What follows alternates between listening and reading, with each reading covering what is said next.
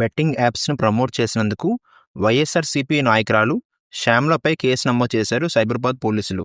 Assembly ఆవరణలో Araku coffee స్టాల్‌ను ప్రారంభించిన శాసనసభ స్పీకర్ మరియు కార్యక్రమంలో పాల్గొన్న ముఖ్యమంత్రి, డిప్యూటీ సీఎం, మంత్రులు, ఎమ్మెల్యేలు. ఏపీ అసెంబ్లీ ఆవరణలో ఎమ్మెల్యేలు, ఎమ్మెల్సీలకు గ్రూప్ ఫోటో సెషన్ అయ్యింది. సీఎం శ్రీ చంద్రబాబు నాయుడు గారు, డిప్యూటీ సీఎం శ్రీ పవన్ కళ్యాణ్ గారు, మంత్రులు, శాసనసభ స్పీకర్, శాసనమండలి చైర్మన్ పాల్గొన్నారు.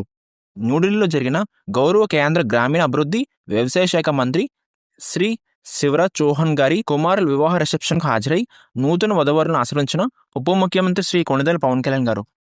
యువగళం పాదయాత్రలోని టీడీపీ జాతీయ ప్రధాన కార్యదర్శి నారా లోకేష్ చేనేతలకు ఇచ్చిన హామీ నెరవేర్చారు.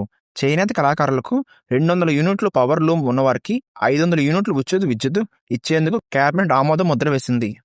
ఈరోజు పార్లమెంట్లోని హంగేరీ విదేశాంగ వాణిజ్య మంత్రి సిజార్టోని మరియు ఆయన ప్రతినిధి బృందాన్ని కేంద్ర విమానశాఖ మంత్రి కింజరాపు రామ్మోహన్ నాయుడు గారు కలిశారు.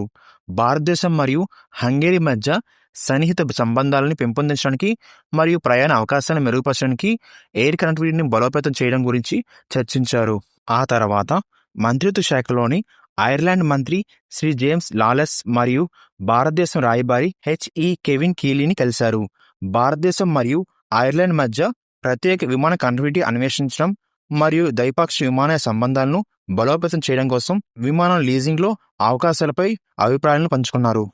ఈరోజు ప్రధాని నరేంద్ర మోదీ గారు మన సంగీతం మరియు సంస్కృతిపై అమోఘమైన ప్రభావం చూపిన సంగీత్ దిగ్గజం రాజ్యసభ ఎంపీ ఇళయరాజాని కలిశారు. మోదీ గారు మాట్లాడుతూ ఆయన ప్రతి కోణంలో ఒక మార్గదర్శకుడు మరియు కొన్ని రోజుల క్రితం లండన్లో తన మొట్టమొదటి వెస్టర్న్ క్లాసికల్ సింఫోనీ వైలెన్ ప్రదర్శించడం ద్వారా ఆయన మరోసారి చరిత్ర సృష్టించారు.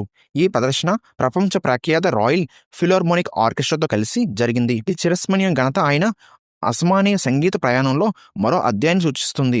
ఇది ప్రపంచ స్థాయిలో శ్రేష్ఠత పునర్నిర్మించడం కొనసాగుతుంది అంటూ మోదీ గారు ట్విట్టర్లో ట్వీట్ చేశారు. నైజీరియా అధ్యక్షుడు బోలా టెంబు రివర్స్ రాష్ట్రంలో అత్యవసర పరిస్థితిని ప్రకటించారు. గవర్నర్, డిప్యూటీ గవర్నర్ మరియు హౌస్ ఆఫ్ అసెంబ్లీ సభ్యులను 6 నెలల పాటు సస్పెండ్ చేశారు. మంగళగిరిలోని underground drainage, drinking water ప్రాజెక్టులు డిపిఆర్లపై అధికారులతో ఉండవల్లి నివాసంలో సమీక్షించిన నారా లోకేష్ గారు పలు సూచనలు చేశారు.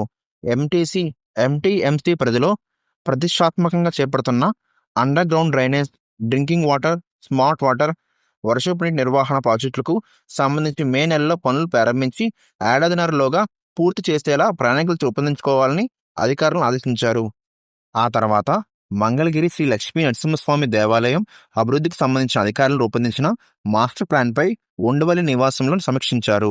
ఇందుకు ఆలయ పండితులతో పాటు నిపుణుల సలహాలు తీసుకోవాలని సూచించాను అంటూ నారా లోకేష్ ట్విట్టర్లో ట్వీట్ చేశారు.